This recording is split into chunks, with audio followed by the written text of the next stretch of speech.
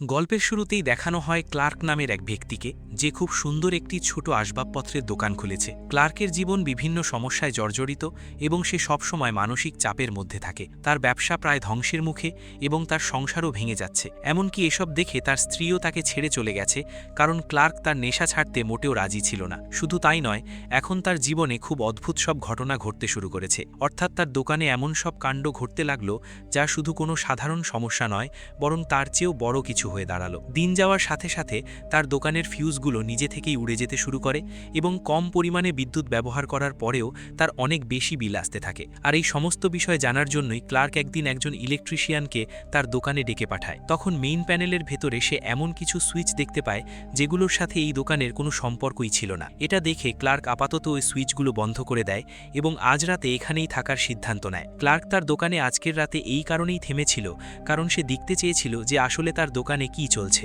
রাতের দৃশ্য শুরু হতেই হঠাৎ করে দোকানের সমস্ত লাইট ফিউজ হয়ে যায় এবং ক্লার্ক যখন মেইন প্যানেল চেক করতে যায় তখন সে দেখতে পায় যে এখানকার একটা বাদে বাকি সব ফিউজ বন্ধ হয়ে আছে। এখান থেকে বিদ্যুৎ কোথায় যাচ্ছিল এবং কোথায় ব্যবহার করা হচ্ছিল সে বিষয়ে ক্লার্কের বিন্দুমাত্র ধারণাও ছিল না। সে কিছুই বুঝতে পারছিল না যে কেন এমন তার সাথেই ঘটছে এবং কেবল তার দোকানেই কেন হচ্ছে। কিন্তু ফিউজ উড়ে গিয়ে অন্ধকার হওয়ার সাথে সাথেই সে দেখতে পেল একটা দেওয়ালের ভেতর থেকে অদ্ভুত ধরনের আলো বেরিয়ে আসছে। প্রথমে তো ক্লার্কের মনে হলো এটা তার মনের ভুল, কিন্তু যখন সে ওই দেওয়ালের কাছে গিয়ে উকি দিতে লাগলো, ঠিক তখনই সে যখন দেওয়ালটা হাত দিয়ে ছুঁতে যাবে ঠিক সেই মুহূর্তে তার আঙুলগুলো ওই দেওয়ালের এপার ওপার হয়ে গেল। শুধু তাই নয়, সে নিজে দেওয়াল ভেদ করে ওপারে গিয়ে পড়ল। অর্থাৎ এই দেওয়ালটি একটি রাস্তার মতো কাজ করছিল। ক্লার্ক যখন মেঝে থেকে উঠে দাঁড়ালো তখন একটি বিশাল বড় কক্ষ দেখে তার হোশ উড়ে গেল, কারণ এই দৃশ্যটি তাকে ভীষণ বিভ্রান্তির মধ্যে ফেলে দিয়েছিল। কারণ এখন ক্লার্ক অন্য একটি দুনিয়ায় চলে এসেছে, যেখানে চারপাশে হলুদ রঙের অদ্ভুত দেওয়াল দেখা যাচ্ছিল। এই পুরো জায়গায় এক অদ্ভুত নীরবতা বিরাজ করছিল।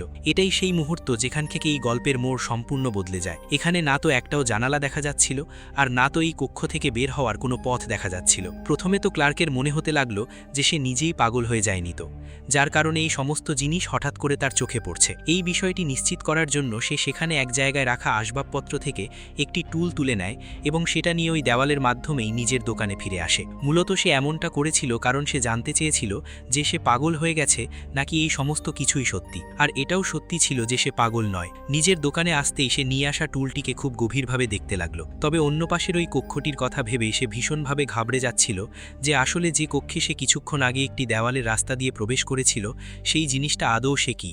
এখান থেকে দৃশ্য বদল করে অন্য পাশে একটি গোপন ল্যাবরেটরির মতো জায়গা দেখানো হলো, যেখানে আমরা পরিষ্কার দেখতে পাচ্ছি এখান থেকে একজন বিজ্ঞানী ওই লোকটির অর্থাৎ ক্লার্কের উপর নজর রাখছিল। সে খুব মনোযোগ দিয়ে তাকে দেখছিল। ক্লার্ক যখন সেই অদ্ভুত কক্ষে গিয়ে সেখান থেকে আবার বাইরে আসার চেষ্টা করেছিল তখন সে সেখানে একটি মূর্তির পাশে এক ব্যক্তির কিছু জিনিসপত্র খুঁজে পেয়েছিল। ওই জিনিসগুলোর মধ্যে সেই অচেনা ব্যক্তির একটি পরিচয়পত্রও ছিল। ওই কার্ডটি দেখে ক্লার্কের কাছে এটা নিশ্চিত হয়ে যায় যে সেই প্রথম ব্যক্তি নয় যে এই অদ্ভুত কক্ষে এসেছে। আসলে 1990 সালে এরকমই এক কর্মী এই কক্ষে এসে ফেসে গিয়েছিল। বিজ্ঞানীর কাছে চলা একটি রেকর্ড করা মেসেজ থেকে আমরা জানতে পারি যে ক্লার্কের ঠিক এই মুহূর্তে যে কার্ডটি পাওয়া গেছে সেই মানুষটি এই কক্ষে এসে সম্পূর্ণ পাগল হয়ে গিয়েছিল। সে খুব খারাপভাবে চিৎকার করতে থাকে এবং জোরে জোরে চিৎকার করে সাহায্যের জন্য আকুতি জানাতে থাকে, কিন্তু এই দুনিয়া থেকে কেউ তাকে বাঁচাতে এগিয়ে আসেনি। ভয়ে সে কথাও জানিয়েছিল যে সেই আগের মানুষটিকে হঠাৎ করে এক কালো ছায়া এসে এখান থেকে নিয়ে চলে যায়, আর আজ পর্যন্ত কেউ জানে না যে সেই লোকটা কোথায় হারিয়ে গেছে। এই সমস্ত কথার পরে দৃশ্য বদল হয় এবং আবার ক্লার্ককে দেখানো হয়, যেখানে সকাল হতেই ম্যারির কাছে ক্লার্ক যায়। সে আতঙ্কিত অবস্থায় ম্যারিকে বলতে শুরু করে যে আজকের দিনে সে ভীষণভাবে বিপদে পড়ে গেছে। ক্লার্ক তাকে জানায় যে একদিকে তার আগের সমস্যাগুলোই তাকে বেশ মানসিক চাপে ফেলে দিয়েছিল, আর অন্যদিকে তার দোকানে একটি খুব অদ্ভুত দেওয়াল রয়েছে যার সম্পর্কে কেউ কিছু জানে না, কারণ সেই দুনিয়াটা অত্যন্ত ভয়ঙ্কর হয়ে উঠেছে। তার কথা শোনার পরে ম্যারির মনে হতে লাগলো যে ক্লার্ক হয়তো আগের মতো মদ খেয়েছে, যার কারণে সে এরকম আবোল তাবোল বকছে। প্রথমে তো ম্যারি তাকে শান্ত করার চেষ্টা করলো, কিন্তু এখানে ক্লার্ক তাকে বিশ্বাস করানোর চেষ্টা করলো এবং বলতে লাগলো যে আমি যা বলছি তা সত্যি, কিন্তু এখানেও ম্যারি বিশ্বাস করে না। আর যখন ম্যারি ক্লার্কের কথা বিশ্বাস করে না তখন এবার ক্লার্ক সিদ্ধান্ত নেয় যে সে এই সমস্ত জিনিস অর্থাৎ সেই অদ্ভুত ধরনের কক্ষগুলোকে তার ফোনে রেকর্ড করবে এবং ম্যারিকে অবশ্যই দেখাবে। এখান থেকে সরাসরি ক্লার্ক কেট এবং বারবি নামের দুই চিত্রগ্রাহকের কাছে চলে যায়। এই দুজনে এর আগেও তার দোকান প্রচার করার জন্য ভিডিও বানিয়েছিল, সেই কারণে দুজনেই তার ভয় ও আতঙ্ক দেখে তার সাথে যেতে রাজি হয়ে যায়। দুজনকে নিজের দোকানে নিয়ে আসার পরে সে যখন তাদের নিজের সাথে ঘটে যাওয়া এবং ঘটে চলা রহস্যের কথা বলতে লাগলো তখন এই দুজনেও ম্যারির মতো তার কথা বিশ্বাস করছিল না। আর যখন তাদেরও বিশ্বাস হলো না, তখন সে তাদের নিজের সাথে সেই দেওয়ালের ওপারে নিয়ে যেতে লাগলো। এই সমস্ত কিছু ঠিক তাদের চোখের সামনেই ঘটছিল এবং দুজনেই তাদের ক্যামেরা অন রেখেছিল, কারণ ক্লার্কের কথা অনুযায়ী ভিডিও বানাতে হতো। দুজনেই যখন ওই কক্ষের ভেতরে প্রবেশ করল, তখন এই অদ্ভুত জায়গাটি দেখে তারা দুজনেই অবাক হয়ে গেল, কারণ এই সমস্ত কিছু তাদের ধারণার বাইরে ছিল। কেট নামের মেয়েটি এটা দেখে বুড়িভাবে ভয় পেয়ে গিয়েছিল।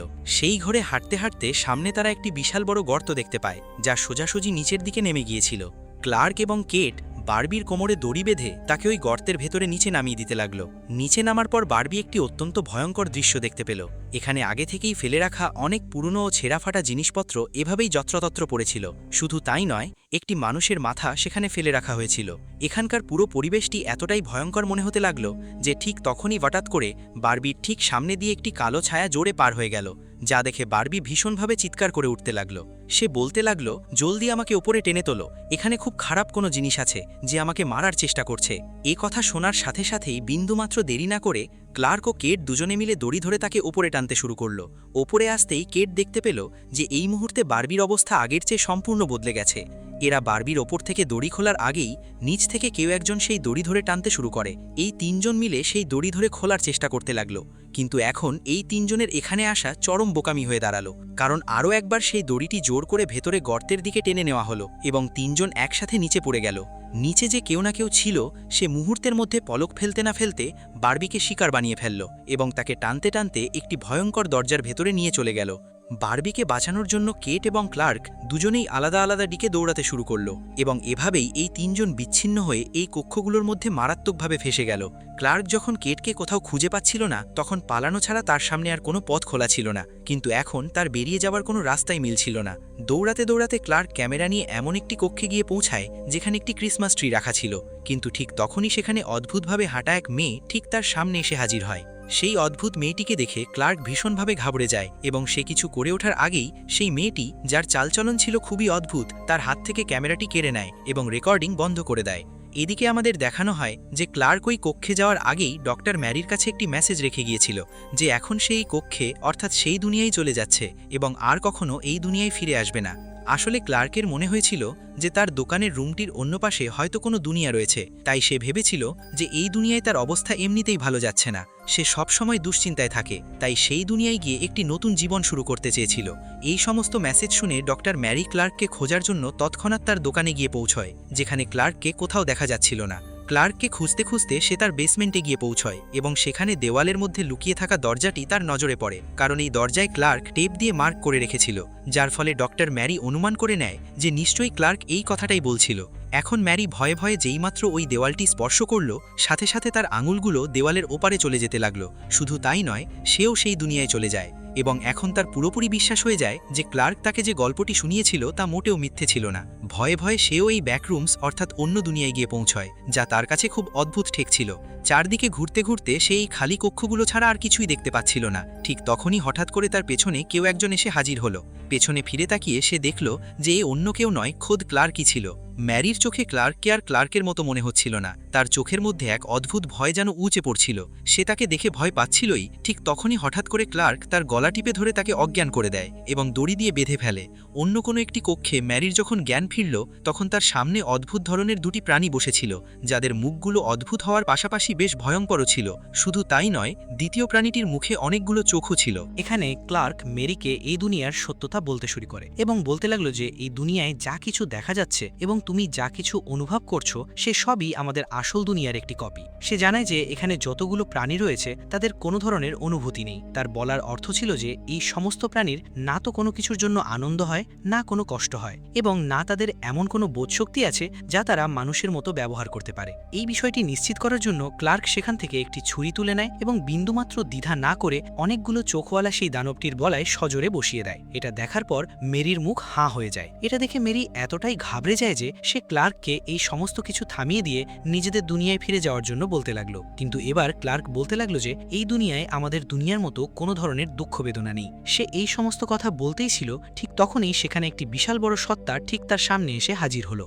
দেখতে এই সত্তাটি একদম ক্লার্কের মতোই লাগছিল এবং সে জলদস্যুদের মতো পোশাক পরে রেখেছিল। ঠিক সেভাবেই সে সেজে হাজির হয়েছিল। যেভাবে ক্লার্ক তার দোকানের ভেতরে আসবাবপত্রের জন্য ভিডিও বানাতো, ঠিক সেই সময়ে এই দানবটির মাথা দেখতে খুব বড় ছিল। হঠাৎ করে সে ক্লার্কের সামনে এসে দাঁড়ালো। এখানে ক্লার্কের মনে হচ্ছিল যে সেই দানবটি মেরিকে মারার জন্য এসেছে। এটা দেখে ক্লার্ক ওই দানবটিকে বোঝানোর চেষ্টা করতে লাগলো যে একে মেরো না, এও এখন আমাদের সদস্য হয়ে গেছে। কিন্তু অদ্ভুত দেখতে এই দানবটি ক্লার্কের কোনো কথাই শুনল না এবং সে ক্লার্ককে তৎক্ষণাৎ তুলে নিয়ে অত্যন্ত নির্দয়ভাবে নিজের দাঁত দিয়ে খেতে শুরু করলো। শুধু তাই নয়, তার পেট ফেড়ে তাকে নিচে ফেলে দিয়ে তার টুকরো টুকরো করে দিল। এতটুকু করার পরে এবার সেই দানবটি মেরির পেছনে লেগে গেল। কিন্তু মেরি এতটাই ভয় পেয়ে গিয়েছিল যে পালানো ছাড়া তার আর কিছু মাথায় আসছিল না। এখানে জানা গেল যে ওই দানবটির গতি বেশ ধীর ছিল, কিন্তু তার পায়ের আওয়াজ মেরির বুক কাঁপিয়ে দিয়েছিল। দৌড়াতে দৌড়াতে মেরি অন্য একটি কক্ষে গিয়ে পৌঁছলো। সে দ্রুত দৌড়ানোর চেষ্টা তো করছিল, কিন্তু তার সামনের রাস্তাগুলো এবং কক্ষগুলো তার জন্য পুরোপুরি গোলক ধাঁধার মতো কাজ করছিল। মেরি এই কক্ষগুলোর মধ্যে পুরোপুরি হারিয়ে গিয়েছিল। ঠিক সেই সময় ওই দানবটি ক্লার্কের দেহ টেনে হিঁচড়ে মেরির কাছে আসতে লাগলো। এটা দেখে মেরির মাথা খারাপ হওয়ার উপক্রম হলো। নিজের প্রাণ বাঁচানোর জন্য মেরি এখান থেকে পালানোর উদ্দেশ্যে সামনের দরজাটি খোলার চেষ্টা করলো, কিন্তু সেটা খুলছিল না। ঠিক তখনই দৌড়াতে দৌড়াতে তার নজরে একটি সরু গ্যালারি এলো। নিজেকে টানতে টানতে সে এখান থেকে পালাতে শুরু করলো। প্রথমে তো সেই দানবটি মেরির পেছন পিছন আসতে শুরু করেছিল, কিন্তু সে অন্য পাশে আসতে পারেনি, কারণ সে গ্যালারিটির তুলনায় অনেকটাই বড় ছিল। অন্য পাশে আসার পর মেরি দেখতে পেল যে এই কক্ষটি অনেক বড় এবং নিচের দিকে নেমে গেছে। এখানে দেওয়ালের সাথে খুব ছোট ছোট রাস্তা দেখা যাচ্ছিল। নিজেকে সামলে নিয়ে মেরি প্রথমে নিজেকে স্থিতিশীল করলো, কারণ একটু এদিক সেদিক হলেই সে সোজা নিচের খাদের মধ্যে পড়ে যেত।